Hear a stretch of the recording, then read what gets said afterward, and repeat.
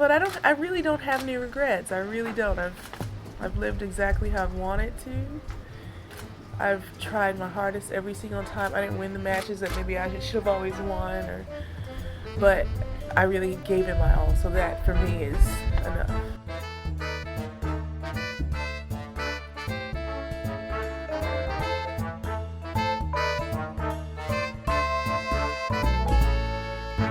Hello everybody, welcome back to the Body Serve. I'm Jonathan. And I'm James. This is our WTA year-end wrap, and it's entitled Holy Spirit Activate. Holy Spirit Activate. Holy Spirit Activate. Oh my god. And you know where did you get that inspiration? You were working with the agenda, and somehow you decided to explain, and it cultivates fall run with Holy Spirit Activate in parentheses. You used the phrase cultivate activated. I did, yeah. And I'm like, oh my god, that's perfect. If you haven't seen this viral clip on TikTok, it's on like a Celebrity Family Feud, and it's one of the Phillips sisters from Wilson Phillips, John Phillips' daughters. Oh, is that who I don't remember which one. And then there's the guy from Pentatonics, the tall one, like standing in the camera line, just sort of bopping along to it, like looking like what the hell is happening right now. Well, we're going to maybe talk about some other specific moments throughout the year where somebody's spirit activated as well, for better or worse. This is our penultimate episode of the season, most likely. Last one was our anti-penultimate. Thank you, because a lot of people wrote in, and because I asked, what's the word for before the second to last? People knew, I mean, they opened up their Latin textbooks and educated me. It seems that it's far more commonplace than we knew. We did not take the classics in I was of no help to you with that. Public American high school, so... Before we get into the full-on recap, we have to start with a massive thank you to everybody who's donated to the GoFundMe thus far. As Queen Mariah would say, we can't even know what to say. Honestly. Yeah, it's a lot. We reached our goal within a week, and I gotta say I was pleasantly surprised, shocked even. I didn't really know what to set the goal at. We set it at the same goal as last time. We spent quite a bit of time talking about this. What should we do? And as it turned out, we just... again, suffered from a lack of confidence, self-belief in our product, I guess. So, as we said from the beginning, we are going to keep it open for a long time. This isn't out of an excess of greed. This was always the plan. The goal was arbitrary, and we are humbled and grateful that it was reached. Prize levels, those of you who gave $150 or more, the first 5 were... eligible for a digital illustration of your favorite player by Tom Humberstone, the talented gentleman who does all of our graphics and design on the Body Serve. Some of them are yet unclaimed, so you may have an unread DM if you're one of those people. Some folks just don't need that as a reward, as it turns out. So then we go down the line in order of who donated and when. And then once those first 5 have been filled, then we will raffle off the last 2. But everybody in that category, that prize category, will get a swag bag. The one thing we do want to make clear and beg of you is if you've donated $50 or more, please email us or DM us on social media with your address. So many folks this time, and it happened last time as well, write back to us and say, well, we know that writing postcards can be a bore and a chore, and we don't want to have to put you through that. Disavow yourself of those ideas, because it's something we actually enjoy. And it's literally the least we can do. So don't feel like it's a burden. I can do it during work hours. You did last time. Sometimes. And we have experience at doing this now. I'm the organizer of the two of us. So I have like spreadsheets and all this stuff going. The experience of having done it last time, we can get ahead of it rather than wait till the GoFundMe is closed to start filling these rewards. Yes. Yeah. So please send us your addresses. All right, so enough about GoFundMe. We are here to wrap the 2021 WTA season. And for the past probably 5 years, it's felt like the same story on the WTA, which is, what the hell? And parity. Yeah. What the hell brought along by parity? Hatching and snatching, which is your coinage.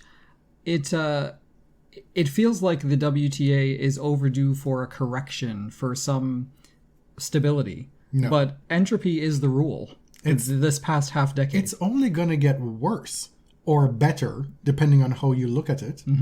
Last night I was looking at the end of year rankings, and some of those names that are littered at 20 or below, 20 to 100, it's wild. Like Serena is 40-something.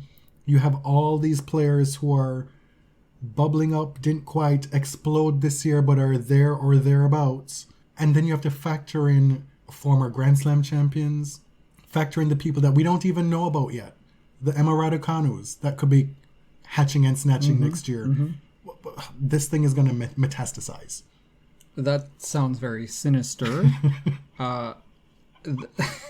In a good way. I'm just saying, don't expect stability or any kind of like mid-2000s normalcy on the WTA tour. No.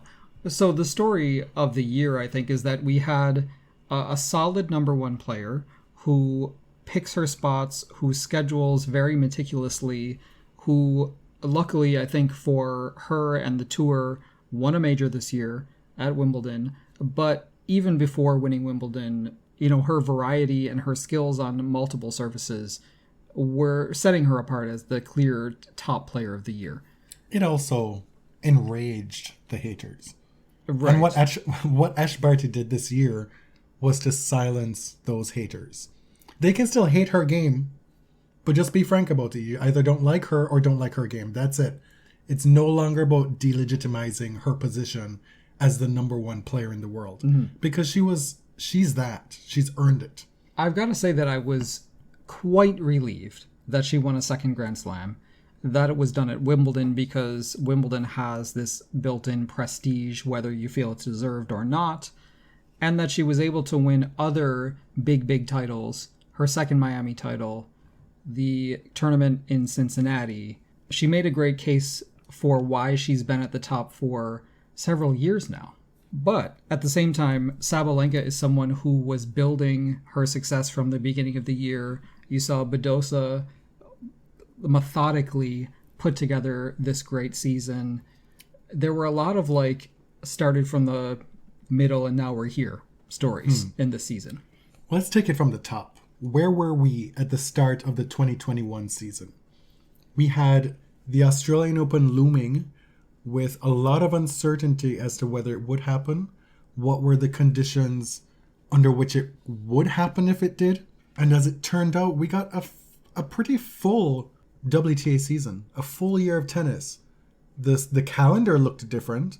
There was a lot of makeshift tournaments, a lot of thinking on your feet when it came to the WTA and tournament organizers. But for professional tennis players at the top level, at least, tennis was everywhere this year. Yeah, starting in Australia, they put together a pretty good pre-Australia tournament schedule. It was completely thrown off, of course, by the need for some players on that plane to go into this hard super quarantine because there were positive cases on their plane. They even improvised another tournament the week before the Australian Open for those people in the super quarantine. That's a tournament that had co-champions. Yes. And so I was on Wikipedia today, and they called that tournament abandoned rather than crowning either player the champion. Interesting, huh?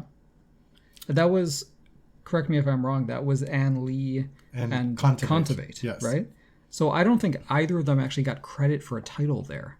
That's interesting. The WTA website does not have either of them listed as a winner for that tournament. Nope, basically they're co-runners-up. Maybe that's something I just got wrong from the jump. Maybe. It's confusing. It's not something that often happens. I mean, But, yes, this they threw that tournament in there just as a desperate attempt to equalize conditions. Sabalenka started the year with a win in Abu Dhabi, and that was her third consecutive title, spilling over from the back end of 2020. So she came in to this season on a mission, ready to level up even further, and she finishes the year number 2? Yes. So we'll talk about her season a little bit more going forward, but she was considered a huge favorite in Australia despite having pretty lackluster results at slams, which she remedied this year. It's fair to say, and it's something we should give them credit for, that Tennis Australia and Australia in general did a good job with stringing together the series of events heading into the Australian Open. Yes. Now, what they probably didn't do a good job of was this two-tiered class system of top players getting to go to this special exhibition event, private planes. The quarantine was much less severe, or they were still quarantined, but it was a lot more luxurious than the common players. Venus having her breakfast on the patio, others waving from their balconies. Yes, do you remember Novak waving? And so Novak was fighting for better conditions for his lesser colleagues, if you recall. And I wonder if we have to do a mea culpa here. In that first episode we did about the quarantine, when we were talking about all the players who were complaining on Instagram, were we too hard on them? Like, were we being heartless? I really want to know. Okay. Do you remember what it was like for you to be inside your head and body and spirit at that time, having to commentate on this shit? Yeah. Like, we were also living through the height of COVID at that time as well. Yes. We were all tired. We had all had it. So to see the players complain about what was inconvenient but not dire. Correct. Was annoying. If we want to have a conversation about whether these players were seriously put at a disadvantage out of necessity, but we can look back in hindsight now with fair certainty that they were more behind the 8 ball than other players. There was inequity. Yes, definitely. Being able to label it as fair or unfair is tricky because a lot of these conditions were necessary, right? To your point, the one bit that could have been avoided was that two-tiered system that was set up. Right. And it was so bad that Craig Tiley had to ask the players to stop posting all these practice pics with their teams on social media because it looked so inequitable, right? Naomi was on the court with her team. What does this look like to your fellow players who are locked up in their hotel rooms? That sucked. So they put a gag on those players, like stop essentially showing off. But Craig Tiley stepped in it badly. He admitted that, yeah, top players get extra benefits. Everybody knows that. Like that's not the part that's the you quiet say. part out loud. Yeah, you don't say that part out loud. Wasn't that also the exhibition where Serena played Naomi and Serena won? Yes. And Naomi could barely find the court? Yeah. And then look what happened. Look what happened. At the Australian Open, Naomi Osaka wins her 4th Grand Slam title, and it looks at that point that this could be Naomi's year. This could be just a massive bust-out moment. It was also the second time she had done the US Open Australian back-to-back. Clearly, hard courts are her thing. When she's on, she's pretty unrivaled on hard courts at the moment. You could have foreseen her winning Miami. Clay and grass is still going to be a struggle, but things were looking good for a close battle for number 1 between her and Barty. And people were saying in January and February, why is Barty still number 1? It's like, okay, just slow down. It is, it's a ranking system that's in normal times based on a year. In this year, it was based on much longer than a year. We always talk about how tennis is a game of such small margins. What about this sliding door moment? What if Garbiñe Muguruza had converted one of those 2 match points against Naomi Osaka at the Australian Open. How would this year look completely different? This was their first ever meeting, by the way. And Naomi's form going in was questionable. I know you can't judge much on an exhibition, but it's the first tournament of the year. It's a weird environment. Muguruza comes in hot, and man, it was so close. If she beat Naomi, what would have happened? Would she have gone out in the next round? Would she have won the title? You have here listed, does Serena get number 24? Because she went out to Naomi. That was the semifinals, right? Serena looked fit. She had these important wins over Sabalenka, who was the in-form player coming in, over Simona Halep. At times, outmaneuvering Halep, which is crazy. Like, shouldn't be happening at this stage of Serena's career. Serena enjoyed the hell out of that win.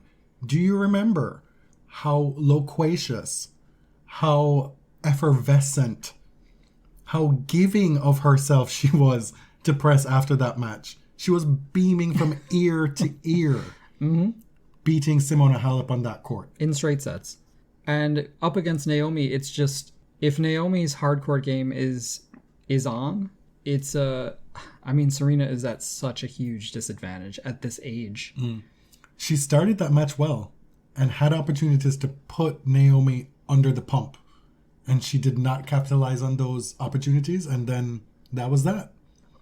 And then when you add all the intangibles about their history together, Serena's limited number of chances, her age, and then the tangible of Naomi just hitting with such power, getting faster on the court, and taking away so much necessary time from Serena. It's, it is a tough ask. But if Muguruza wins that match, we're probably looking at her as player of the year. What? You never know, right? She was the runner-up to Kenin in the previous year. You could easily see her getting to that stage again. She could have won, who knows? But had she won, would she have had the same success throughout the rest of the year that she did? She was on such an upswing, winning Dubai and then getting injured, right? And she capped her year very well, but who knows? So we get to March. What happened to February? Well, the Australian Open ended well into February. Right. It was pushed back this year. Okay. And then? There were a couple add-on tournaments in Australia. This is where you're prompting me, I take it. Yeah, hello. Dasha Kazatkina returned to the winner's circle, beating Boskova at the Phillip Island Trophy. And then in Adelaide, Iga Swiatek beat Belinda Bencic. That's how her name is pronounced when we're talking about tennis in Australia. Historically speaking, all right. At least. So in normal years, February is all over the globe. This year they were well into February when the Australian Open ended, did a few more tournaments there, and then we're in the Middle East. Right, because you're in quarantine for this time, you play one match, lose potentially at the Australian Open, and then what do you have to show for it? Sofia Kenin, do you remember she lost early in her Australian Open defense, came back, tried to play another tournament after the Australian Open, got appendicitis. That was this year? Yeah. Her year started off crazy and just got worse. She was the 2020 Player of the Year. Yeah. And she is not even a footnote for a lot of folks talking about this season. No, not at all. We get to March, and one of the reasons why I prompted you about that sliding door moment with Muguruza is that this is when she starts to activate, right? Like Yes, if she was coming off, say, a final or a win in Australia, and then she gets to the final of Doha, losing to Petra Kvitova, follows up the next week by winning in Dubai, beating Krejcikova. Talk about a harbinger of things to come. She was starting to activate at that point.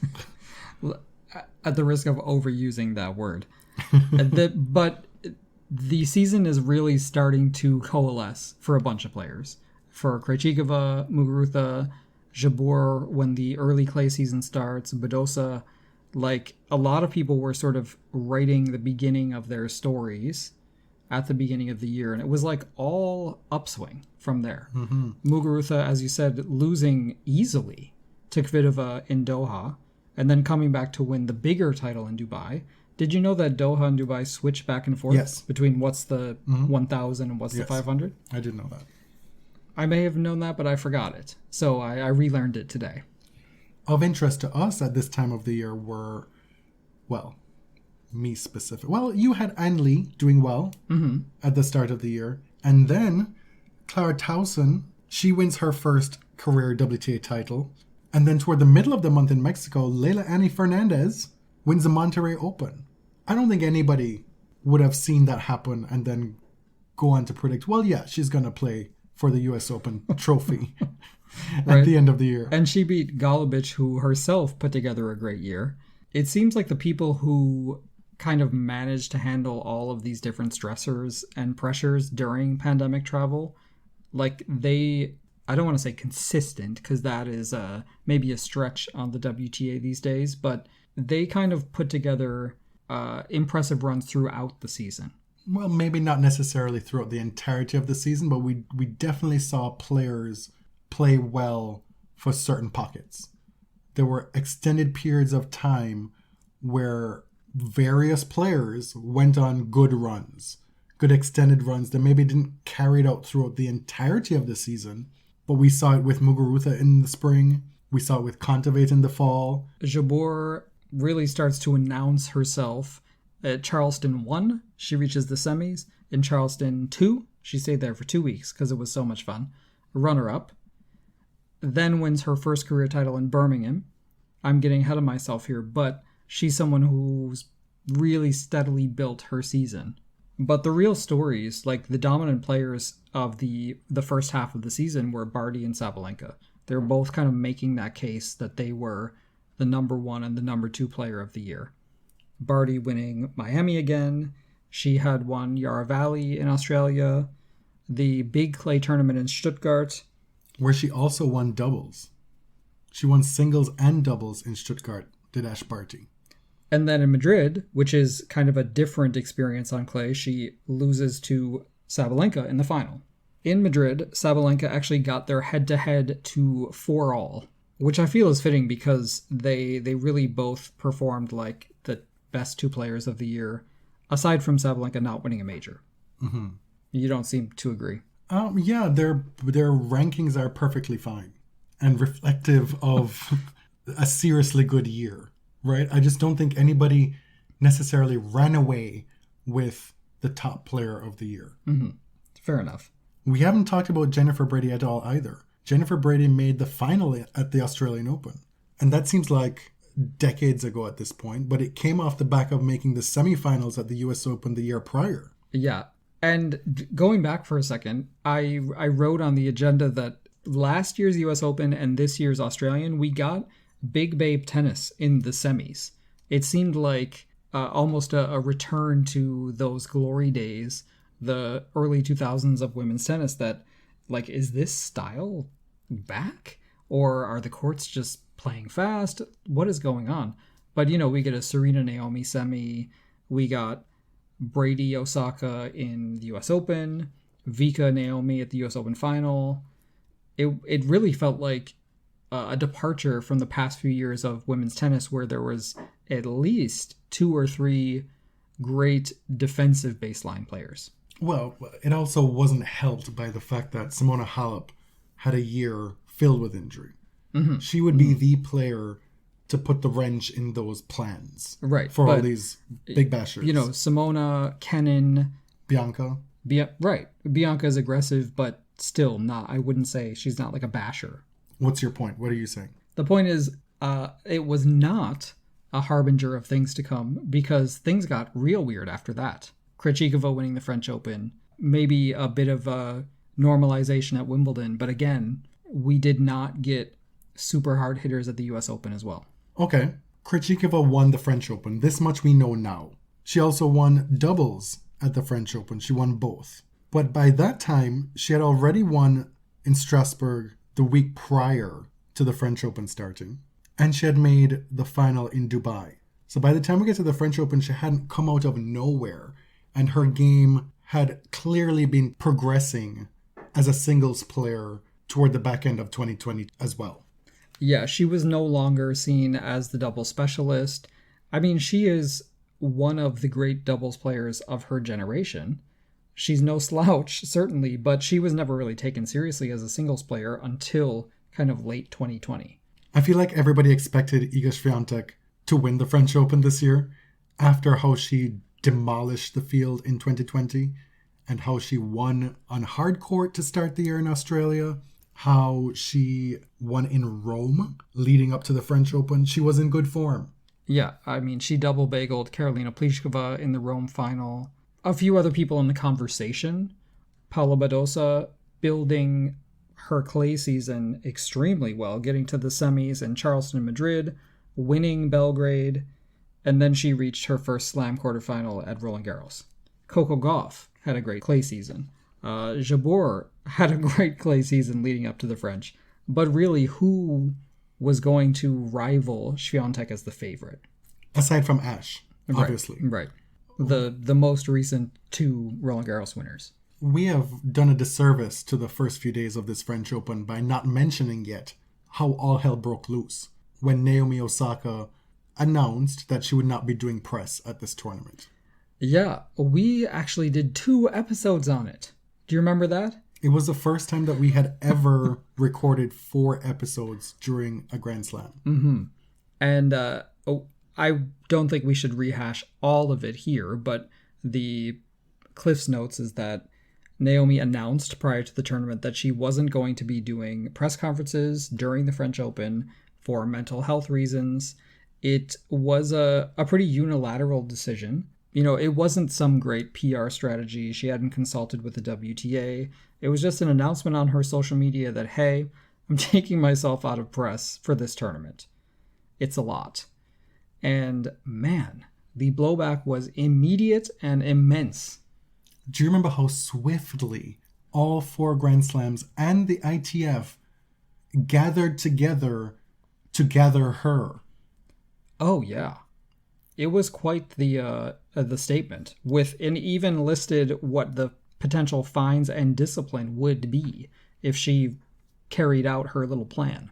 It was clearly a warning shot sent to the other players that listen. Yes. We're going to be very heavy-handed with Naomi Osaka here, and if we can do that to her, think about what we can do to you. Don't even try it. And this felt disproportionate in the moment, and it's even more disproportionate looking back when you consider just how poorly the ITF and the slams have acted independently and together when it came to other issues facing the tours. Do you have a certain one in mind? Peng Shuai is one where the ITF gave a milquetoast statement. I haven't really heard much from them on the multiple allegations of abuse against multiple male players. Fine. Those are ATP players, but they do play Grand Slams. Mm-hmm. Do you remember how swiftly the French Federation responded to Serena's catsuit post-maternity leave? Mm-hmm. I mean, the disproportionality here. But with Naomi, it was like, listen, little girl. Do you like Mary Cosby? Oh my God. Little girl. This tournament, though, had a lot of potential for a lot of folks to have a big moment, a big win. Mm-hmm. Coco Gauff into the quarterfinals. She lost in 2 sets to Krejcikova. Sakkari was the one. Do you remember who she beat? Yeah, this match was wild. Which one was it? It was a 6-4, 6-4 win over Iga Swiatek. This was big surprise. No, I'm thinking of her semi, where it took, I think Krejcikova, she had like 4 or 5 match points before finally winning it. You're correct. Yeah. 9-7 in the third against Sakkari. Oh, Lord. Yeah, I remember that. But this was a massive opportunity for Sakkari. And it ended up being merely one of her 8 semifinals on the year. Incredibly consistent year that could have been a truly great one. Yeah. We need her to get over that hump, right? Lots of semis are great. Her ranking has improved. Like, she has the experience now. Let's get to finals and win. Badosa came close to making her first slam semifinal. losing 8-6. To Zidanchik. And out of nowhere, Ms. Anastasia Pavlyuchenkova just went right through to the final. What a story. What a story. What a personality. 9-7 in the third over Rybakina in the quarterfinals. Straight sets over Zidanchik in the semis. And then losing 4-6 in the third to Krejcikova in the final. I'm not sure there were many people rooting for Krejcikova in that match. I'm not going to comment on that. There are definitely some Krejcikova partisans on tennis Twitter. I don't know if it's like a contrarian outlook, but she has fans. Pavlyuchenkova she's been out here for so long. She's a veteran. She's been to the second weekend slams many times. And I think people meaning me, really, really wanted this for her. And instead, while you got a winner that made sense when you look back at it, you got a fairly unpopular winner at the time. Is that unfair to say? At the time, but somebody who truly bolstered that win in the weeks and months to come. Yes. Krejcikova is the 6th winner in a row at Roland Garros who is a first-time slam champion. Did that make sense the way I said it? The last 6 women who've won the French Open, it's been their first Grand Slam. Yes. So she went from a great doubles player for most of 2020 to someone who has a true shot at the singles number 1 ranking next year. I mean, Sabalenka has been out here doing that as well. Mm-hmm. Yep. I don't think Sabalenka gets enough credit for what she's done on both. Yeah, absolutely. And she actually made her debut as doubles number 1 this year. Mm-hmm.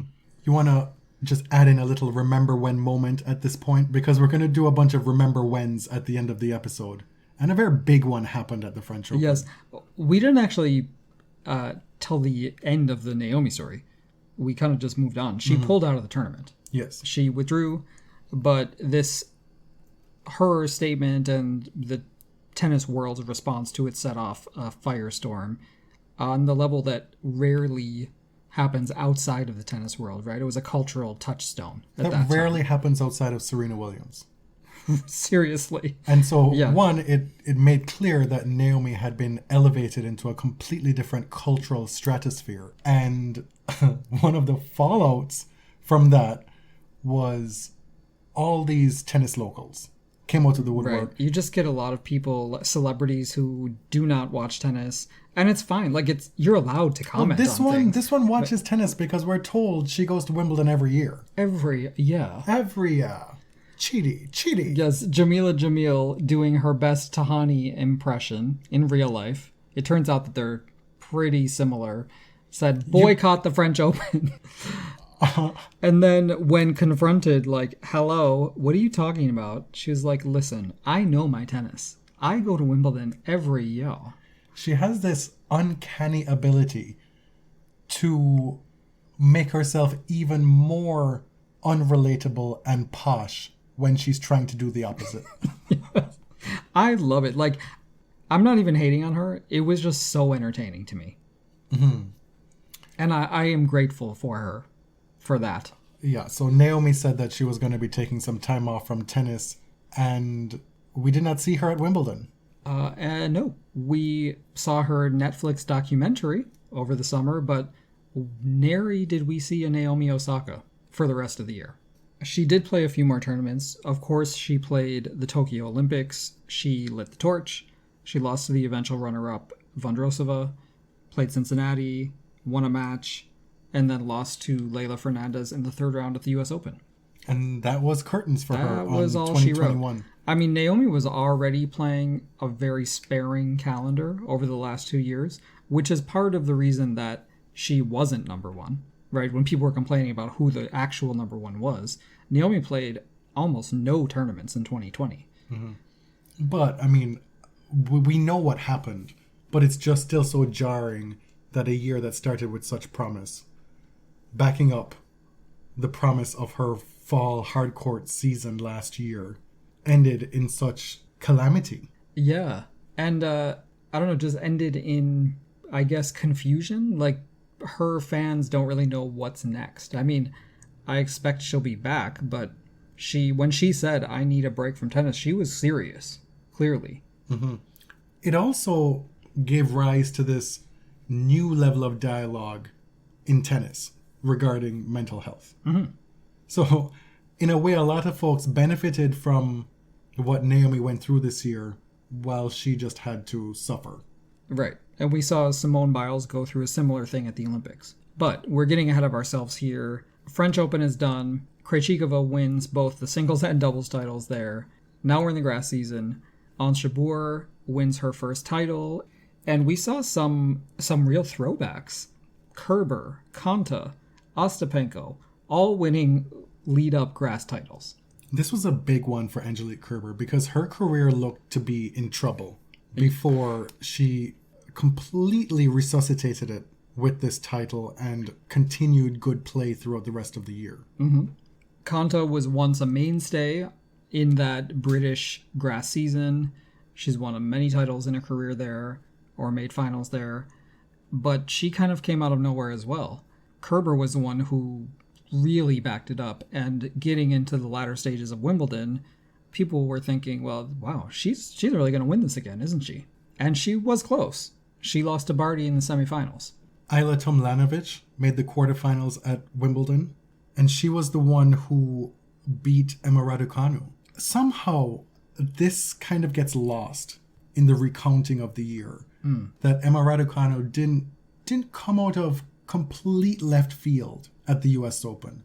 She had what was deemed a fairy tale run to the fourth round at Wimbledon, where she had to retire mid-match in the second set because her body betrayed her. Yeah, and this was the story. For a long time, there was a whole news cycle or two about Emma Raducanu, about mental strength, and people criticizing Piers her, Morgan. for, essentially accusing her of giving up.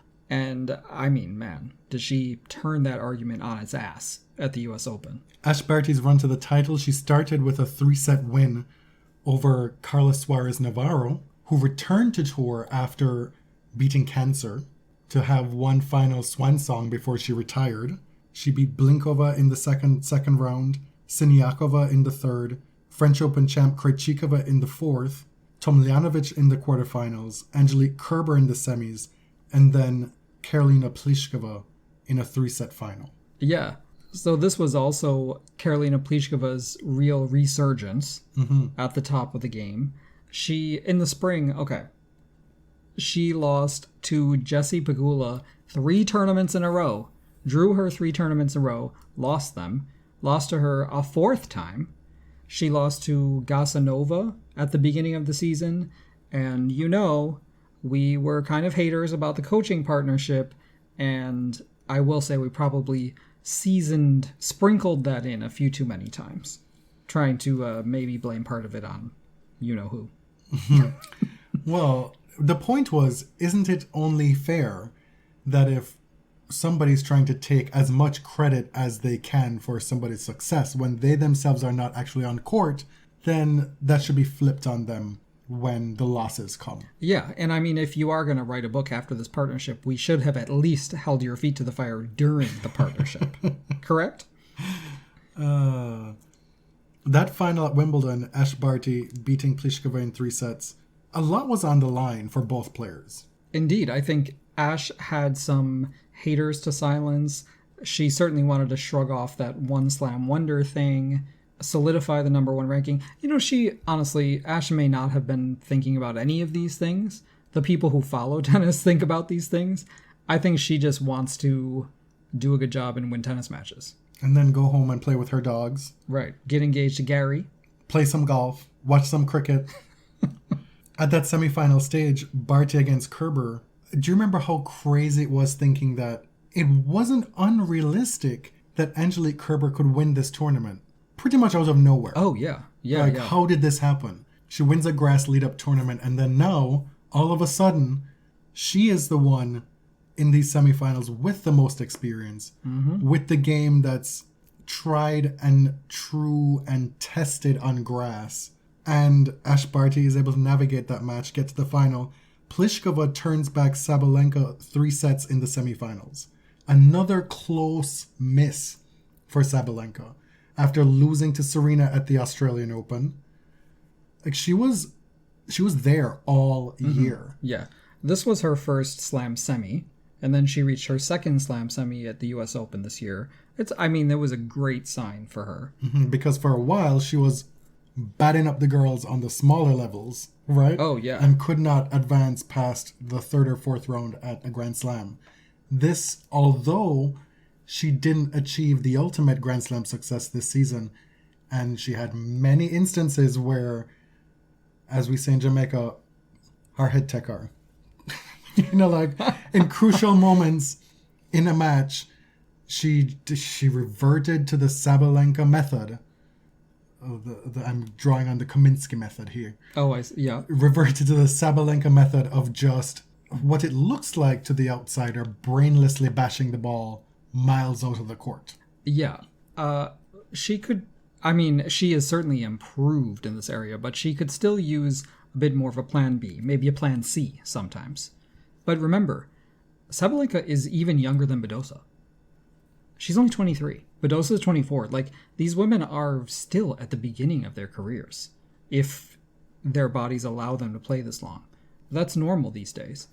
Angelique Kerber, going back to her for a second, she has the third most grass wins of any active player behind Serena and Venus. Even before she was winning majors, she was a whiz on this surface. It was realistic to see her winning this title again. We should talk briefly about the traumatic Serena Williams retirement in the first round. It was a traumatic year to be a fan of the Williams sisters, period. Yeah. Because do you remember what happened with Venus at the Australian Open? That was horrific. I don't really remember. The injury against Sarah Errani in the second round. Ugh. God. And Venus refused to withdraw or retire from that match. It's coming flooding back now. And then you get to Wimbledon, and Serena opens that match looking in pristine form. She looked great. I heard her say recently that she was winning when she fell, which is not technically true, but she certainly felt that she was winning. It was so early in that match. She slipped on the grass. Manarino had just slipped against Federer in the previous match, right, on center court. And so there are these two awful injuries on center court in that slippery grass in the backcourt. It pissed me off. It was just horrible to see. And then, of course, people are saying, was this her last one? You know, she gave a big wave when she went off court. Is she retiring? And, I mean, it's useless to sort of speculate on what Serena or Venus will do, right? We know that now. Well, we know that they're both planning to play next year. Right. But even at the time, it was like, these women do not do what you expect them to do, ever. The Olympics happened. Are they worth any airtime on this show? Oh my God. It's bad enough that we had to cover it once. Honestly, I was writing this, or helping write this agenda, and I was like, well, Svitolina won the gold at the Olympics. I'm like, oh wait, no, she didn't. Bencic won the gold. The gold in what? Singles? She won the bronze, right? It's a similar color. I am she still won bronze. like shook by this recollection of yours. I honestly, I had no idea. You have here written, who can remember this even happened this year? The new May I Speak to Your Manager twins won. And who are these two? You've just mentioned one in Belinda Bencic. Besties Bencic and Zverev won the gold medals. I back in the day, before we knew any of this other stuff about that guy, I labeled him and Wozniacki the Can I Speak to Your Manager twins, which I thought was hilarious and very fitting. After the Olympics, what did we do? Just 2 minutes just there? Yeah, I mean, so many players didn't even bother going. The other big story, this is WTA, never mind. I was going to say that Novak Djokovic's Golden Slam was dashed. You can save that for the next episode. But the thing that's notable for me about this Olympics, and it's because it happened during the era of COVID, for years we've been talking on this show about how it seems tennis players are targeting this particular tournament as maybe a retirement marker. Right. Like they're going to try and stick around and make this their final tournament. there was only one person who retired after this event, and that was Kiki Bertens. Yeah. And we come to find out later on that she was pregnant at the time. Mm-hmm. And maybe the Olympics are just a marker for us, for fans and commentators. It seems that, Roger Federer is going through all this surgery and rehab because he wants to play again. Mm-hmm. He missed the Olympics, of course, but it seems like maybe that wasn't the goalpost for a lot of these veteran players that we thought it was going to be. And it was also just an unusual and tough Olympics to play and get to. And no, I think the story is that COVID changed the way tennis players viewed their careers, what they're willing to put up with, what they're willing to go through after having gone through Australia this year, all the uncertainty to even get back on tour this year, and then to have to, in the middle of their season, not just be upended by this tournament thrown smack dab in the middle of Wimbledon, the US Open, but then have to play it under COVID considerations as well. Mm-hmm. It was just too much. I think a lot of folks gave up that ghost. Yeah. Now, after the Olympics, we get back to North America. We have this kind of modified North American hardcourt swing, but some of the usual suspects were still there. DC, Cincinnati, Canada, which switches between Montreal and Toronto. We had a shock winner in Canada in Camila Giorgi. And then a kind of expected winner in Cincinnati in Ash Barty. Danielle Collins won her first title in Palermo and then San Jose on hardcourt. It was a super quick hardcourt summer, but there were some interesting results. Ahead of the US Open, if you were looking to this tournament for some semblance of normalcy returning to tennis, it went in the complete opposite direction. And it also brought us some of the best tennis of the year. It was an exciting tournament. If you had told folks before that US Open that Emma Raducanu is going to beat Leylah Fernandez in the final of the US Open, you'd have probably thought that this was going to be the biggest shit show on earth. Right. But it was actually a great tournament. Leylah had an incredible run. Emma had, I don't think, as tough a road to that title as Leylah did to the final, but it was still impressive in its own right, being the only person in the history of tennis to go through qualifying and go on to win a Grand Slam title. And she did it by winning 20 consecutive sets. She did not lose a set in any of the qualifying matches or any of the 7 main draw matches. Yes. Say what you will about the strength of her road to that title, but the fact is that had never been done before. And it's not something that you could reasonably expect from anyone, but especially someone with this lack of experience. But in a way, it makes sense that it's somebody with that lack of experience, not knowing any better, who'd be able to pull off something like this. Leylah, for her part, she beat Kanepi in the second round, Naomi, Angelique Kerber, Svitolina, Sabalenka. This run is unbelievable. All the while punching her fist to the New York sky. It became one of the indelible images from that US Open. And her speech in that final, paying homage to the victims of 9/11 on the anniversary. The way she was able to pull that off, it was a star-making turn for Leylah Fernandez at this tournament. I think a lot of folks, myself included, very high up on that list, began to see her in a completely different light than we had imagined. Yes, it was probably likely that Leylah Fernandez would become a very good tennis player, maybe even a Grand Slam champion, but I don't think anybody expected it to crystallize in this way for her this quickly. And so clearly for us to be able to see what a Leylah Fernandez career could look like. Mm-hmm. The ceiling just expanded exponentially for her at this tournament. Am I being too... That was our Canadian content segment. Let me tell you, the girls were scared that Belinda Bencic was going to win this thing. Are the girls me? The girls were the tennis Twitter people, most of whom don't like her. The commentators were like, oh my god, Belinda, she's playing better than Margaret Court. She's going to win this. This tennis is immaculata. And then, guess what? Emma said, 6-3, 6-4, thank you very much. I mean, Cha-ching. well, she was not coached by Immaculata Concepcion. When I found out that was Conchita's real name, You're still shook. I mean, I was shooked. You are still shaken to your core. Mm-hmm. But that's just your own I mean, ignorance. I grew up Catholic, but like, wow. That is a next level. That's just your own ignorance, James.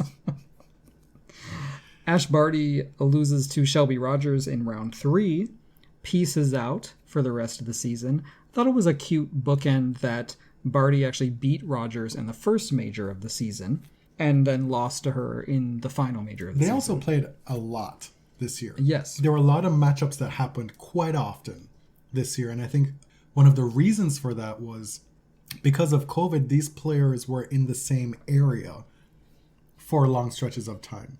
So if you played both Charleston events, there was a higher probability that this could happen. All those tournaments in Australia, that a lot of folks would lose in Australia and then peace out and then start their clay swing early. That's not what the calendar looked like this year. Right.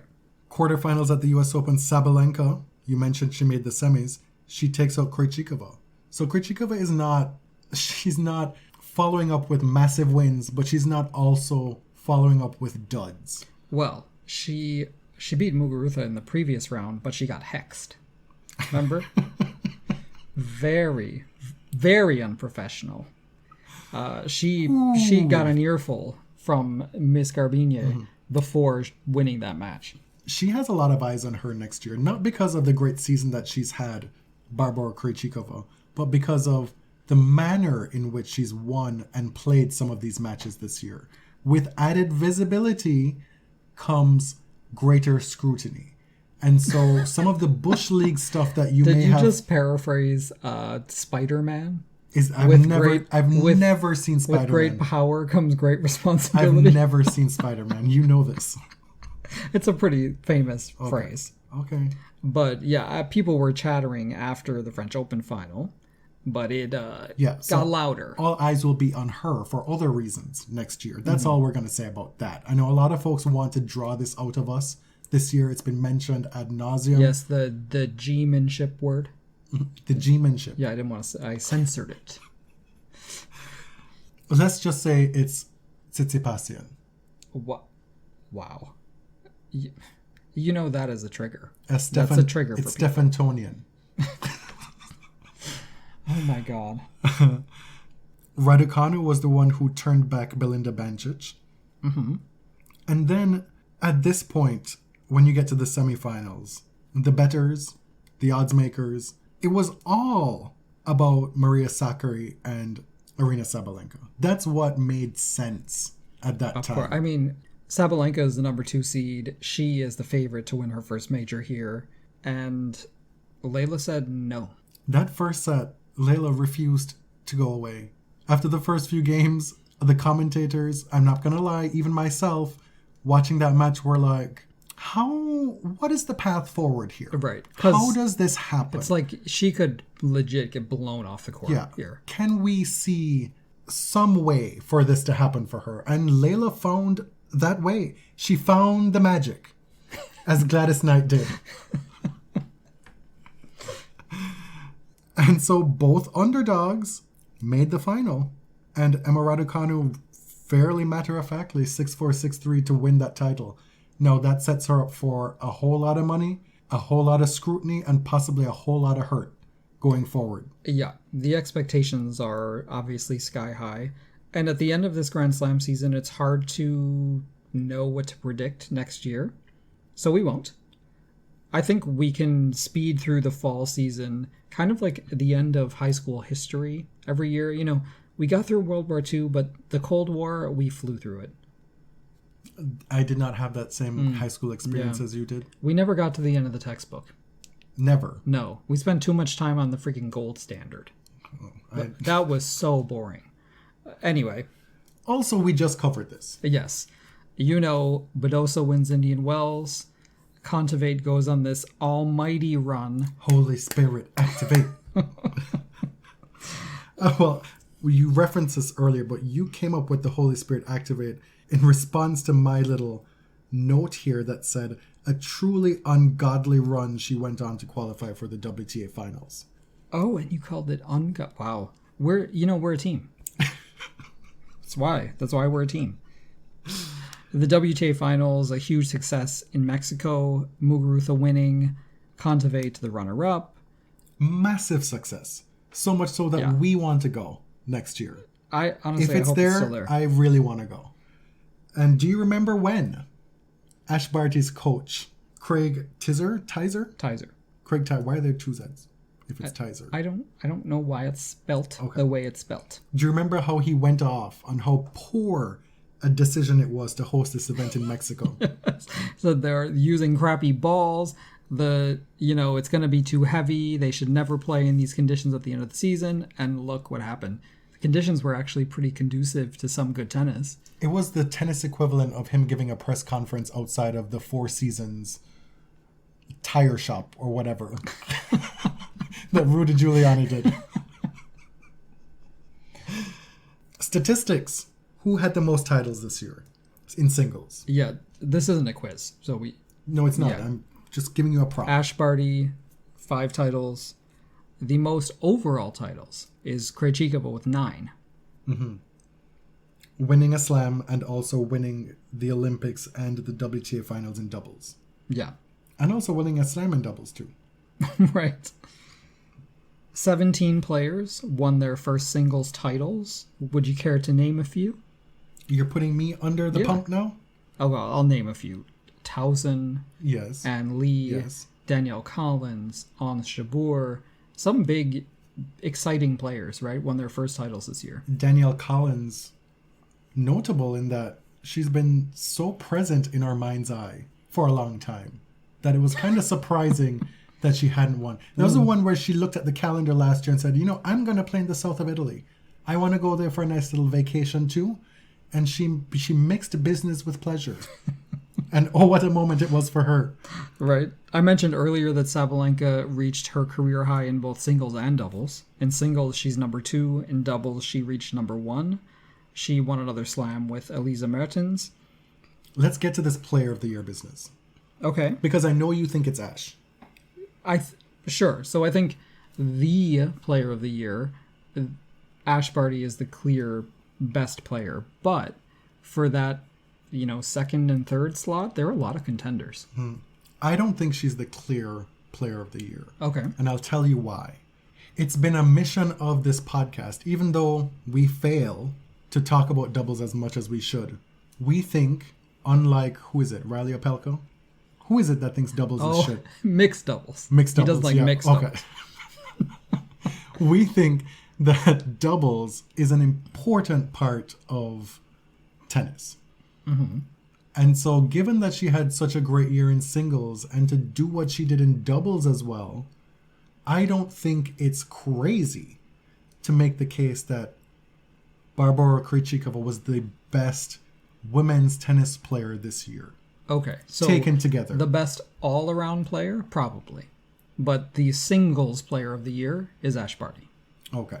But that's not how it's posited, right? Well, I mean, we kind of make the rules that we didn't specify, or you didn't specify what player of the year meant. We're mimicking what happens with the WTA awards, with all these other year-end awards. That's typically what people consider.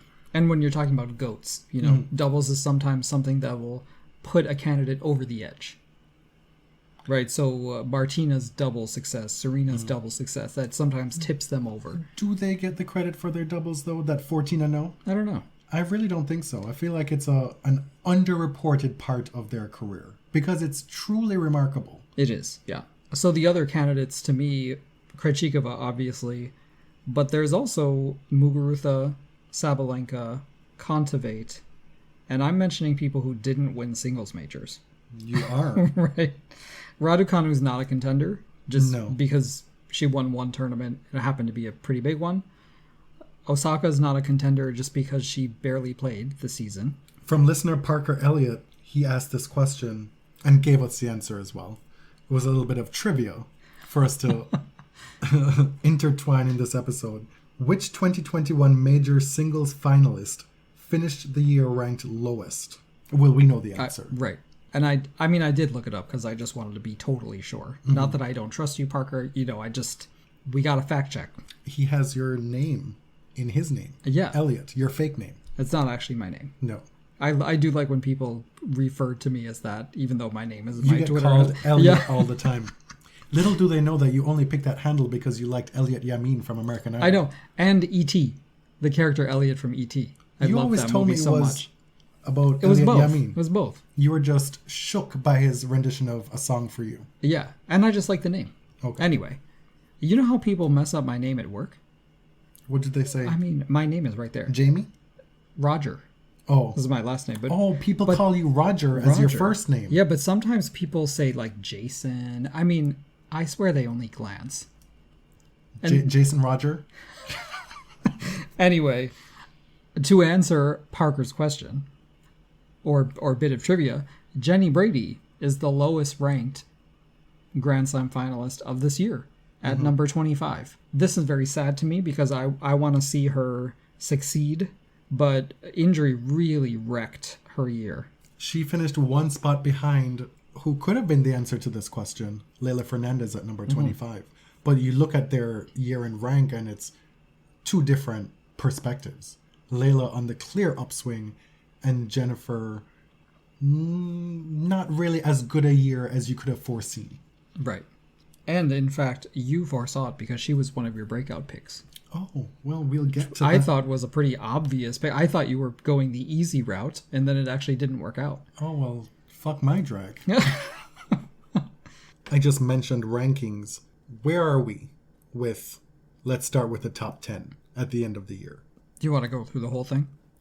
Go through the top 10 and then what jumps out to you afterward. Mm-hmm. Okay, so in ascending, I don't know, whatever. Starting with number 1 is Barty, Sabalenka, Muguruza, Pliskova, Krejcikova, Sakkari, Kontaveit, Badosa, Swiatek, and Jabeur.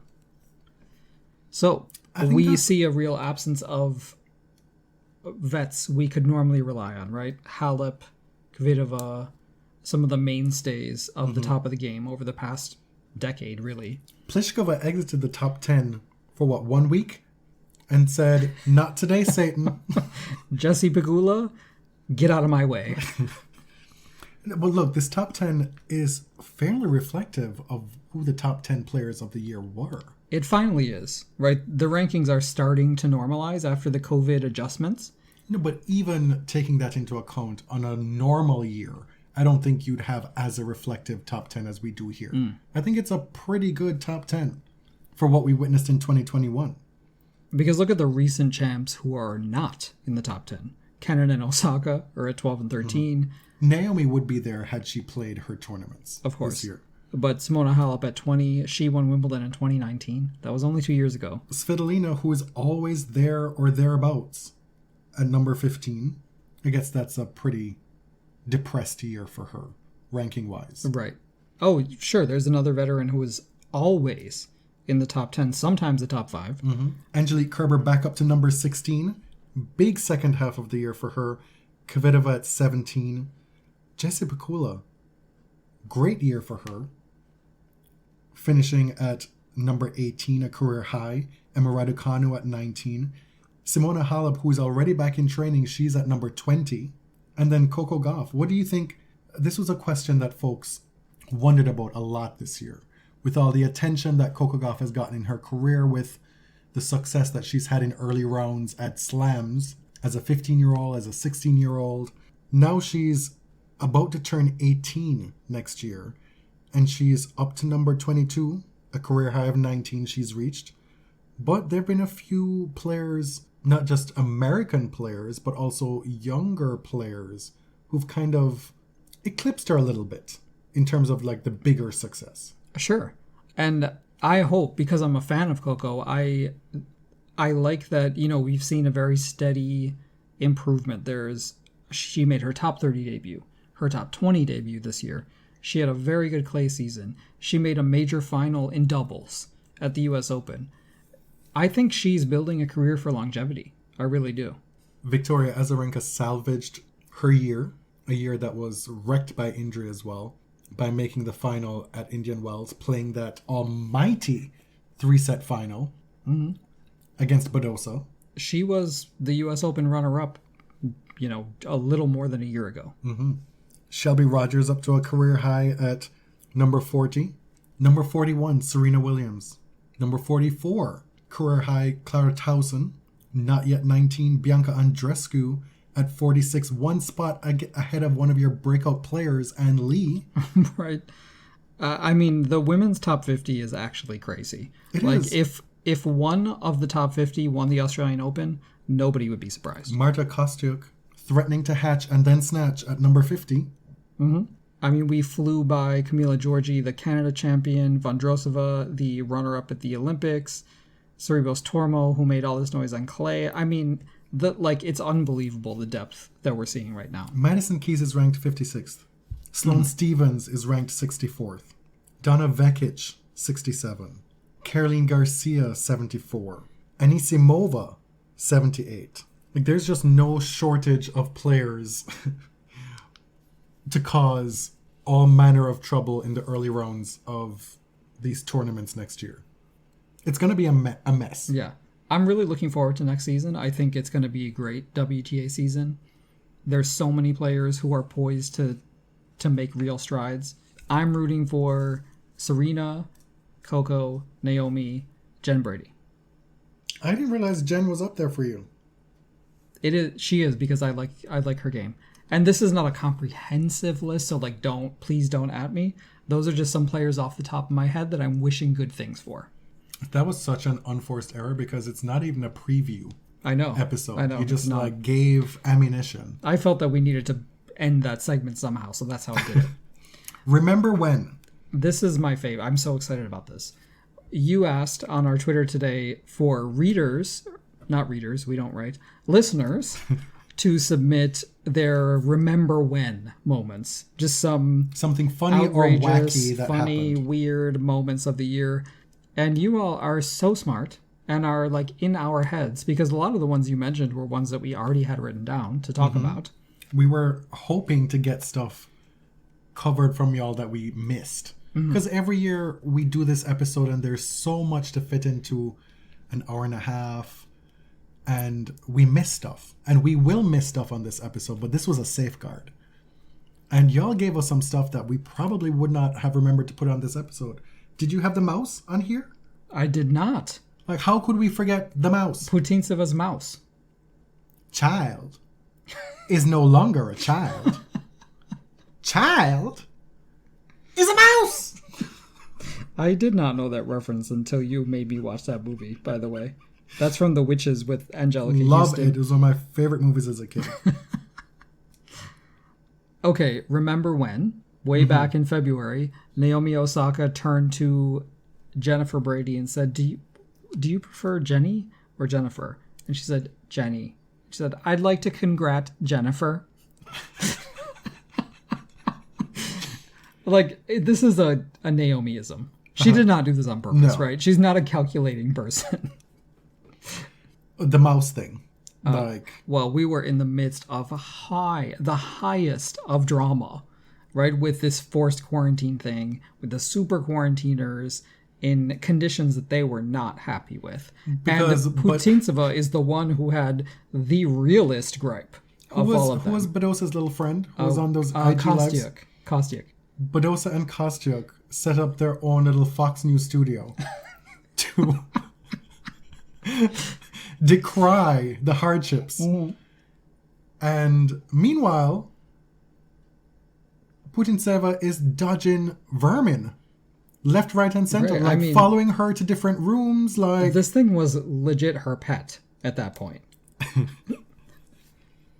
Do you remember when Eugenie Bouchard reached a final this year? I did not remember that at all. I remember that we covered it, but it was like I was relearning it.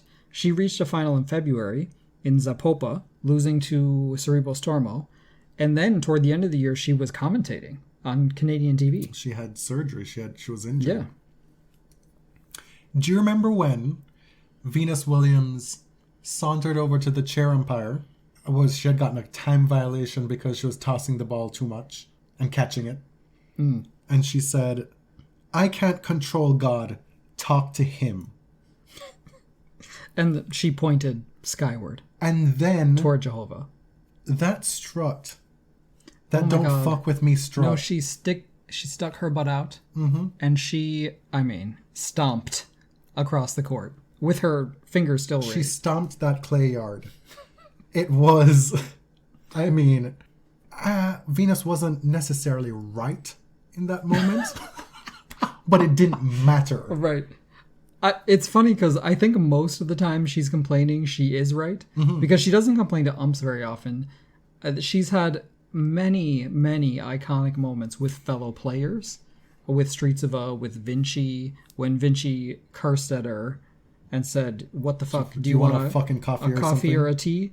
And Venus said, all you could hear, you couldn't even see her, was, "Excuse me?"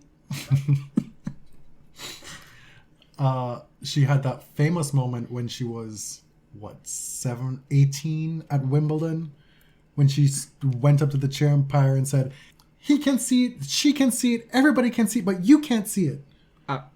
Those big steps. She was actually demonstrating how to pivot in basketball without traveling. She was giving us the footwork for her twirl, breaking it down. Vern Jones says, Bencic, quote, "in the talk, getting knocked out in round 2 of Roland Garros." I do certainly remember that And fondly. this was in reference to Bencic saying that sometimes Naomi just likes to stay in the talk when asked about her decision to not participate in press at the French Open. She was saying in no uncertain terms that Naomi was attention seeking. That's what that was about. And that is something that rubbed us all the wrong way back then, and it's not something we've let go of since. And so if you are listening to this episode and thinking, why can't they just let it go? We are bitter bitches. Is that an inaccurate description? Grudge holders? I know I can certainly hold a grudge. Oh, girl, for real.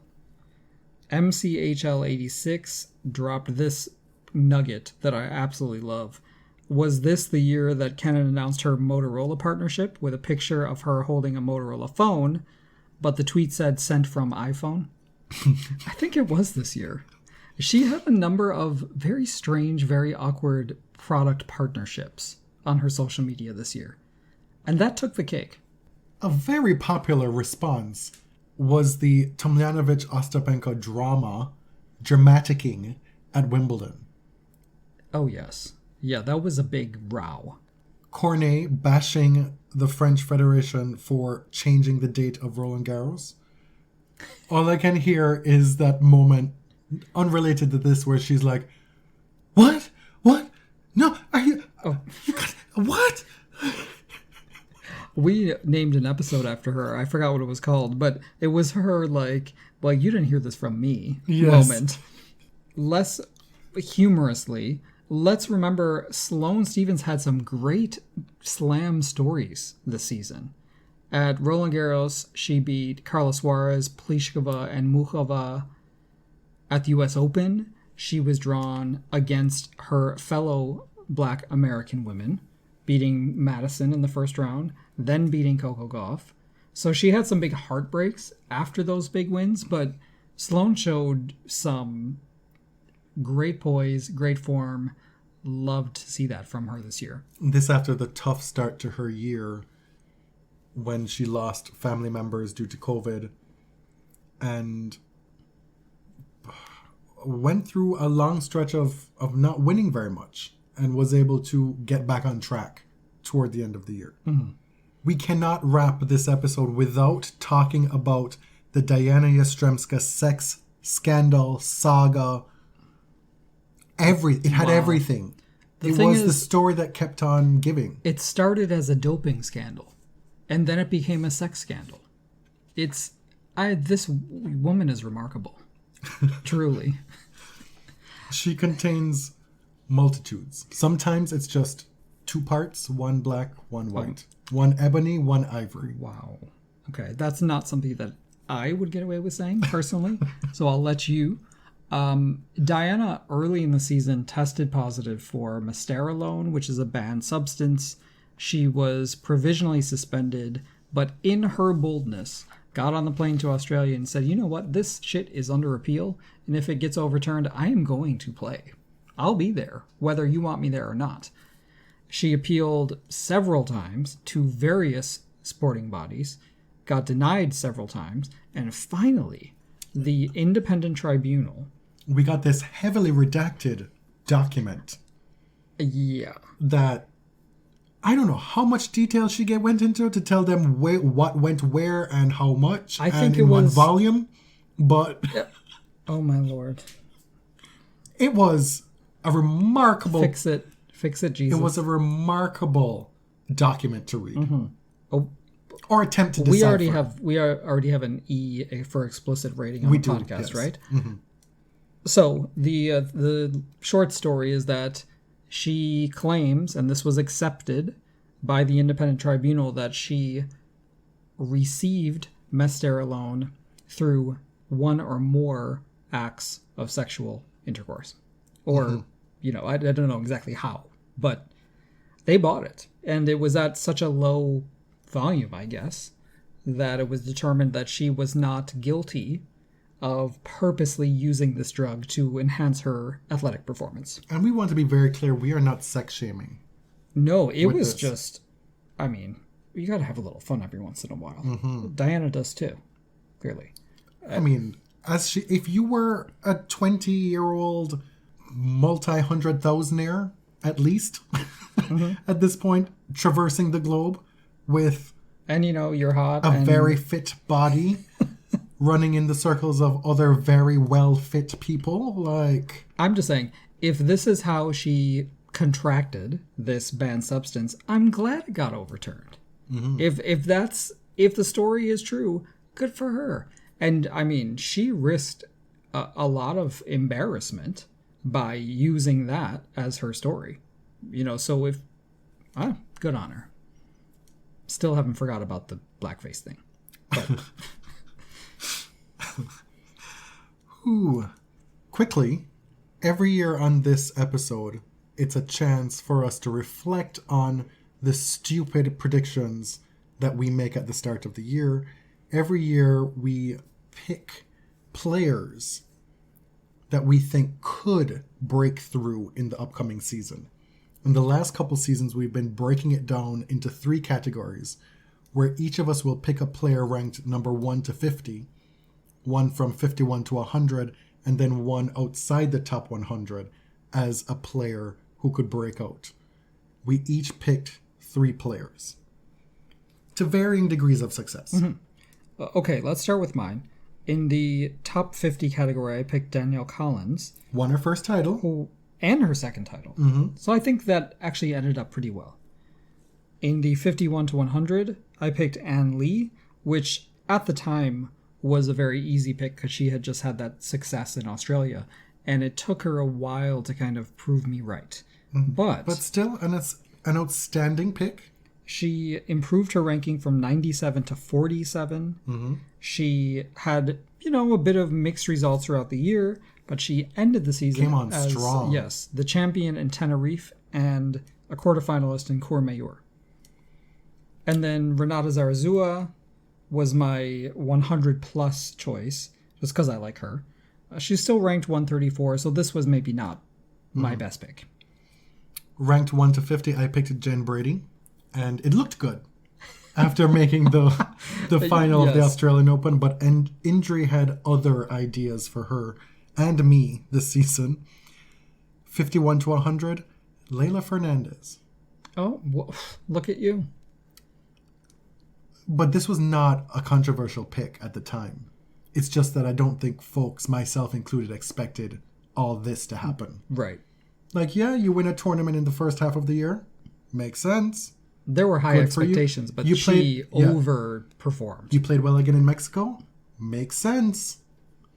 But to make the final of the U.S. Open in the manner that she did, that's a big-time breakthrough. And then Clara Towson, I picked as somebody ranked 100+, and she is now ranked in the 40s, I think. And she is now a 2-time titleist, right? Mm-hmm. She won her first and second this year. Yeah, so that was a pretty good pick. Well done, us. 2 out of 3 each. We had some retirements this season. Just yesterday, Jo Konta called time on her career. Jo Konta was ranked as high as number 4. She reached the quarterfinals or better at all 4 slams. Great on that British grass swing. The tennis Twitter folks, man, they gave it to her yesterday. And they used us to give it to her as well. You guys are messy. Dug up the GIF that we used as inspiration for our logo. That infamous Venus Williams body serve. Yes. That almost decapitated Ms. Konta. That's at when Wimbledon. Venus beat her in the semis in 2017. 2017. As an effective girl bye moment. It was just like, can you leave us out of this? Walk your dogs and don't get vaccinated. Goodbye. Like, that was the message. Seriously. We also saw the retirements of Carla Suarez, Kiki Bertens, as we mentioned before. Barbora Krejcikova had a baby and officially retired. Shvedova, a winner of a golden set. You remember that? Mm-hmm. Nicole Gibbs. And Tamea Baczynski, who had been away for a while, officially let us know that she is done with tennis. I'm sure there will be more to come. Mm-hmm. One of the biggest stories of the year is still unfolding in real time, with new developments coming today, courtesy of WTA chairman Steve Simon. Steve Simon announced that the WTA would be suspending all of their tournaments in China because the WTA has thus far been dissatisfied with the level of engagement and the response from the Chinese government and the IOC on the Peng Shuai situation. And the interference. Multiple times interfering from the IOC. Mm-hmm. And there have been accusations from one side, from the far left, saying, this is kind of a Western hegemonic ploy to delegitimize the Chinese Olympics, to make up lies about the Chinese government, as they always do. On the other side, there are hard right Republicans agreeing with the WTA on this. And it makes me really uncomfortable to agree with those people on anything, but we're not agreeing for the same reasons. No. So where we're at is it feels at an impasse, that the WTA has done what they felt was right, but what is the outcome for Peng and for other women who speak up against sexual assault anywhere but in China?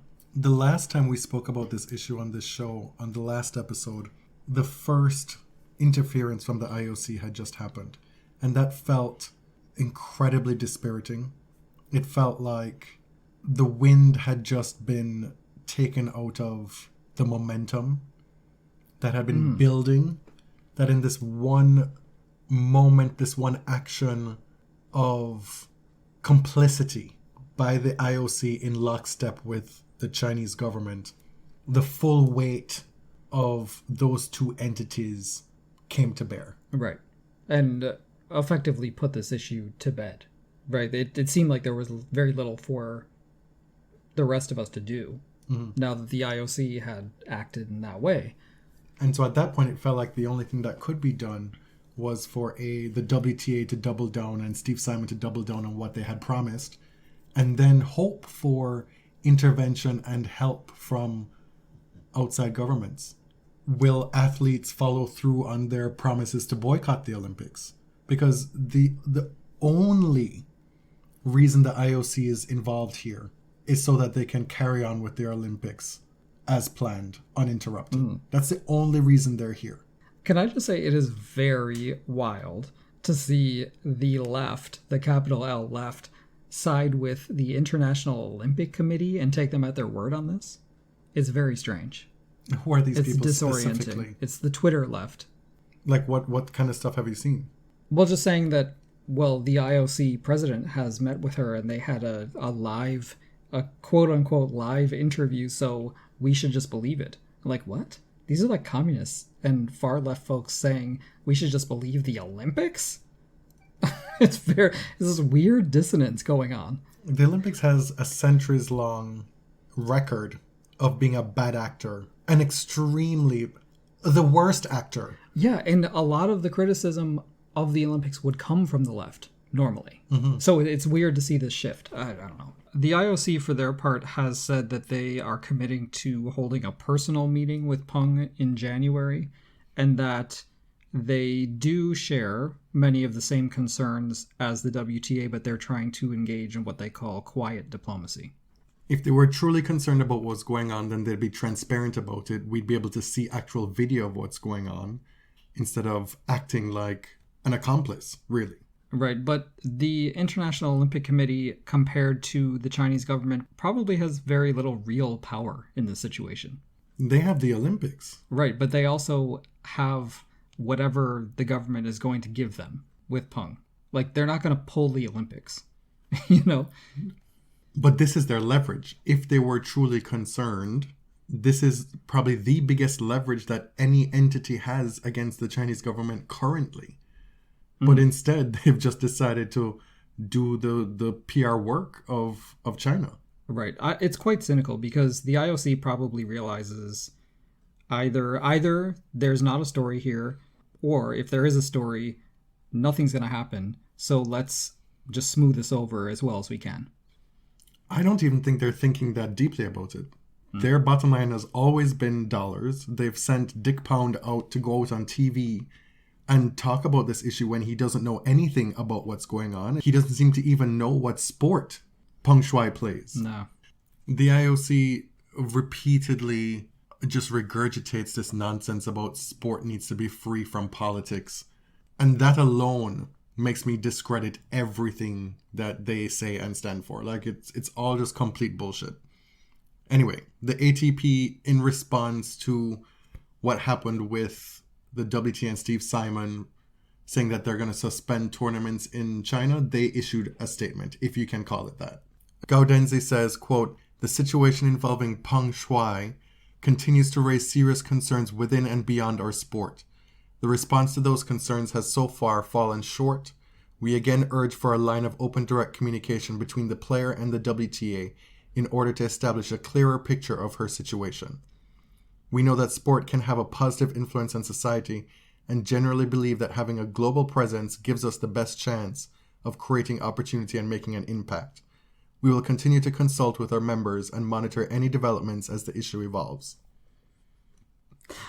This statement is obviously a nothing sandwich, and the members he refers to have been out here ridiculing this statement all over Twitter. A bunch of active ATP players have been basically mocking it publicly.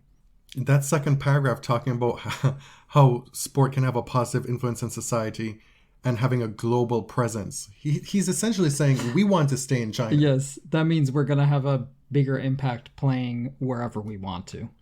That whole business about Tennis United that was force-fed down our throats at the start of the pandemic. Do you remember Roger Federer's tweet? And then yes, the Nadal's tweet? Totally random, non-planned tweet. Hey, should we think about joining the tours more closely? And then how Gaudenzi himself said that he wants to work more closely with the WTA. Well, this is what it looks like. This is the way it looks like. Mm-hmm. For the ATP's part, Simon Herring reported that the ATP will have a hard time breaking ties with China, even though they seem to be less dependent than the WTA, because a Chinese state-affiliated company is a shareholder of the ATP media holding. They own 10% of ATP media, apparently. Mm-hmm. So they may be handcuffed by that, and would they be able to divest or break these contracts, or would they be willing to do so? It's a matter of whether you're willing to, really. I mean, Steve Simon, I'm sure, is going to be in breach of many contracts with this situation. So, like, it's a matter of what your priorities are, frankly. So this is probably an ongoing story that will last longer than our season. We'll be talking about it on Twitter, but, you'll know before us, essentially. We finally were able to watch King Richard. Yes. So we watched it when we went to my home for Thanksgiving on HBO Max. And it exceeded my expectations. It did. Frankly. It's better than your average biopic. I think was wise to try to capture only a short period in the family's life between, maybe 1990 to 1994, I think, around there. Venus's professional debut was 94. We got some of the 80s. Yeah, some late 80s. But for a typical biopic, it was a pretty focused period of time. Mm-hmm. Will Smith is excellent. There was a lot of trepidation about his portrayal before we started to see the previews and all that. He maybe doesn't look a lot like Richard Williams, but he sounded a lot like Richard Williams. The portrayal was sensitive, it was thoughtful, and it felt like a real person, which is important. Like, you don't actually have to impersonate the person, but you do have to actually feel like you're playing the character. This film really highlights not just the longevity of the Williams' careers, but the scope of their story and how big it is. Because we got a 2.5-hour film on the first 10 years of their tennis playing lives, kind of 10 to 12 years, and that only took them to 1994. Right. They're not even professional tennis players full on yet. Serena is kind of an afterthought in this film. We get a little bit of lip service toward the end where Venus is playing her first professional tournament and young Serena is there kind of off on her own, and Richard identifies that she feels left out. Mm-hmm. And that's where that often told anecdote gets thrown into this movie where Richard always knew that Serena was going to be the best. That Venus was going to be first, but Serena was going to be the GOAT. And so this is really Venus's movie. And it's about how she was the one who had to sort of kick down those doors of the two girls, right? And I absolutely love to see it. Ingenue Ellis as Oracene Price. I expected her to give an excellent performance, but I'm really glad that even though the movie is called King Richard and it's about Richard Williams, it understands that Oracene had an incredibly important role, that any discussion of who developed Venus and Serena into great tennis players has to include both. Mm-hmm. If they're ever inducted into the Hall of Fame, it has to be both. It has to be, right? And the movie did well to give Ingenue Ellis that one big scene. It could be her Oscar clip in the kitchen. If she wins an Oscar, that will be the clip that did it. That spells out everything, right? It does the work of exposing the uncomfortable things about Richard Williams' past. It talks about, I fixed Jamaica's serve. Oracene Price fixed and improved what is now possibly the greatest weapon in women's tennis history. Not possibly, is the best stroke in women's tennis. What I was left with after watching this film is an understanding that we'll probably never know, even though we were told a lot of it here, we'll never fully know the full 100 of the burden Venus bore during that time. Mm-hmm. Of the expectations, of her role as a trailblazer and all that entailed and meant for her. And we'll also probably never be able to accurately or appropriately give her flowers. She will, she is such an underappreciated legend of life. She's a cultural icon, not thought of nearly in the same way as Serena Williams, but as folks have said often as like a throwaway. When Serena says it, I believe she means it. Without Venus, there is no me. And that's not just lip service. That's a tribute to somebody who had a legitimately legendary career. One that was hampered by autoimmune disease, by injury, by her own sister.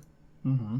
like a career. Both these careers have been opined on, have been projected on. These two women, from fans to press to fellow tennis players, throughout the entirety of their careers from the start to this day, everybody has projected what they think their experience was like based on how they think it would have been, rather than how it actually was for them and what they've told us it was for them. It's always like you ask Venus and Serena a question, they give you an answer on it. It's like, but don't you think that most people would... No, there's no most people in this situation. There can be no discussion of most people when we're talking about two singular athletes coming from a singular family with a singular experience that we've never seen before. All in all, it was not like a very heavy film, which I appreciated. It captured that joy and that silliness between the five girls. Mm-hmm. And they're kids, right? They, at the beginning of the movie, Venus and Serena were little. They were tweens or even younger than 10. And so I liked, they still have that silliness between them. They're practically like twins. We get to see the origins of their love for karaoke. Right. So I enjoyed that levity was always there, and the closeness of their family, that there was no difference between the, Richard's daughters and the half siblings. No, they were all whole siblings. Two final things for me. Beyonce's song worked perfectly over the credits. The first few times I heard that song, I did not like it. But after sitting through that film and then having it play at that moment, it made perfect sense. Mm-hmm. It was better than your average like biopic pop song. It had this driving beat. It was upbeat. It wasn't like the Diane Warren ballad. The lyrics were pretty good too. Mm-hmm. And also that the film was immaculately cast. Truly. Mm-hmm. Those young girls who played Venus and Serena, young Serena looks like young Serena. Yes. It's crazy. And then I almost leapt out of my chair when I watched that full extended sequence of young Venus and her backhand, and how these two young women who had never played tennis before were taught how to play tennis in a way Venus's take back mimicked them so well. The Venus take back on the backhand, and just the first time when both of them hit with, was it Rick Macy? And you see that Rick is hitting to Serena's forehand, and you get to see the repetition on Venus's backhand. I was blown away. Like, whoever did the work with that, give them an Oscar as well. All right, so let's hope they win some Oscars. Love the movie. Hope to see it in a theater. Our final act of this season is a taste test. Do you want to... Our final WTA act of the season is a taste test. Following up from folks loving our chicken bones taste test on a previous episode. Coming back from the States, I was finally able to procure Mariah's new liqueur. It's called Black Irish because Mariah is both Irish and black. Mm-hmm. It's an Irish cream. Mm-hmm. And she has 3 flavors. We have 2. We have the original and we have the salted caramel. So what we're going to do, especially since I bought a bottle of Bailey's from duty free that cost $5, only to come home and find out that it expires now. Yeah. Why do you think it costs $5? I just... How long do you think it's been on the shelf? Like 5 years? No. How long does that shit take to expire? I looked it up. The expiration that's listed on a bottle of Bailey's, from the moment it's bottled, there's a 2-year shelf life to the expiration date. So presumably that bottle was sticking around in duty free for however long it was closed because of COVID. It would have been sold previously. That's what I'm imagining. Anyway. Okay, so if this episode comes out, it means we did not die of Bailey's Irish cream poisoning. We're going to start with a taste of the Bailey's to have a frame of reference. Mm-hmm. Mm-hmm. Okay? Okay. You don't often drink Bailey's, but you don't hate it, right? No, I actually quite like it. You like putting it in coffee and stuff like that? No, never. Oh. No, I don't mix it with coffee. So Mariah's All I Want for Christmas Is You has jumped to number 3 on the Billboard Hot 100 this week. It's topical. So we're starting with a Bailey's taste, just to, get in the whole Irish cream family, and then we'll compare it to Black Irish. I've learned, well, you can take your Bailey sip. I've learned that we kind of drink this stuff differently.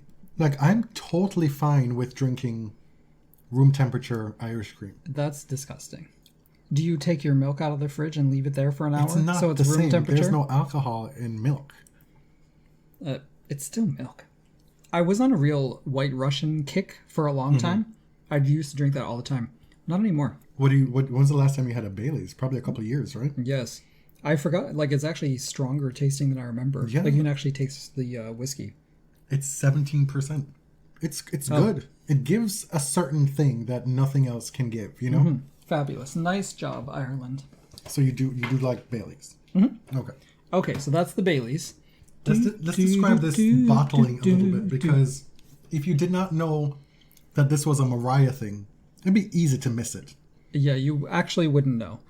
So it's giving kind of Irish classic runes script or whatever. It has a little butterfly crest on the top. That's kind of the only giveaway. There are a couple. On the top of the cap, there is a butterfly. Right where you twist it off, there's an MC Christmas insignia. Very specific. It's the Christmas version. Right. There is a butterfly, kind of. How would you describe that? It's like embossed on the bottle. It's raised on the glass. There's a butterfly on the label, and then there's Mariah's signature right beside the 17% alcohol, 750 milliliters. But if you were the average liquor store patron and you walked by it, you probably wouldn't know that this was a Mariah Carey thing. All right, so I'm going to open the original Irish cream. You're going to have yours chilled because you have your... Oh, there's the... That's an ASMR for those of you who are into it. Okay, so we have this fight all the time in this house. We think this is a Jamaican thing, right? Where if you have ice in your glass, you will, every single time you pick up the glass, you will spin it around. And it's very annoying. Okay, well, I don't think it's necessarily just a Jamaican thing, but I am Jamaican, so that's how I learned it. But you would tell me for the longest time that it was bullshit. That it did not, in fact, make your drink colder. It does actually work. And it's just extremely annoying. All right, so we're tasting Black Irish Smell. Original. What does the smell like? I don't know. It smells like Bailey's. I'm not really a foodie. I don't know what you expect. It smelled more chocolatey than the Bailey's, and it tastes more chocolatey than the Bailey's. I would say, so it's smoother. It's more like malty. It's not as... It's deeper. It's not as filmy. You know, like the Bailey's leaves a coating in your throat. This doesn't do that. Oh, that's quite nice. Yeah, it gives like kind of a hint of... It's giving condensed milk. Nut? It's There's giving, like a nut flavor it's giving as well? Vietnamese iced coffee. Do you taste a little bit of nut? Excuse me? I'm being serious here. Sure, yeah. No, this is not lasting till Christmas, so you'll have to replenish this for me. Okay, well done. Another smash hit wonder by Mariah Carey. And now onto the salted caramel, or as you say, the caramel. No, not me. Rochesterians. A lot of Americans say caramel. Caramel? Caramel. Like there's no second A. Where's your third glass for me to pour into?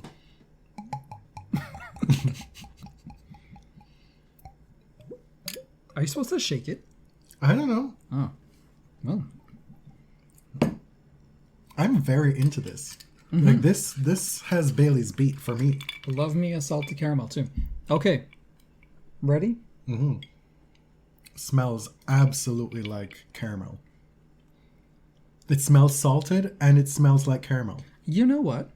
This doesn't taste like the fake caramel that you get in candy. This actually smells like real, like dark caramel. Wow, that's really good. And it's giving a completely different note than the original. Wait for it. Me and Mariah go back like Baileys and pacifiers. Oh my god. You know, like the puns, they just fly out of me. I can't help it. I am honestly biased, but I'm honestly blown away. I'm bowled over. Very impressed. Blouse and skirt. That's one of those Jamaicanisms that make no sense. Yeah, I'm just sitting here with a smile on my face. This is quite a wonderful development. It's priced at like $26. I think that's what we bought it for. I feel Bailey's, that might be like a few dollars more than Bailey's in the U.S. Comparable, I think. Fairly comparable. Oh, is it? Okay. It's a, what is it, 750 milliliter bottle? It is, yes. Okay, that's not bad. We're going to have to track down that third flavor, if these first two are any indication. But wow, salted caramel for me, that is my biggest endorsement. Now listen, if you have a family member who enjoys Bailey's, listen, it's a holiday staple, right? Do this. This is an easy Christmas gift. I'm not getting any remuneration from Mariah for saying this. I think we'll be doing it as well, quite frankly. Go out and buy it. It's Black Irish by the one and only, inimitable Mariah Carey. And let's hope we get some money after this. Holy Spirit, activate. It's Mariah season. We will see you next time for ATP Wrap, and we will see you next time for WTA stuff in 2022. Thank you to everybody who's donated to our GoFundMe. We cannot say again how shook we are by it. We will be keeping it open for a while. If you are worried, not to be presumptuous, but if you are worried that you didn't get a chance to donate before we hit our goal, again, disavow yourself of those worries. Thank you for listening. My name is Jonathan. You can find me on Twitter at tennis_John. And I'm James at ElliotJMR. 2 L's, 2 T's. You can find The Body Serve at The Body Serve on Twitter. There's a link tree with all of our various social media accounts, website, GoFundMe, and Redbubble merchandise. Till next time.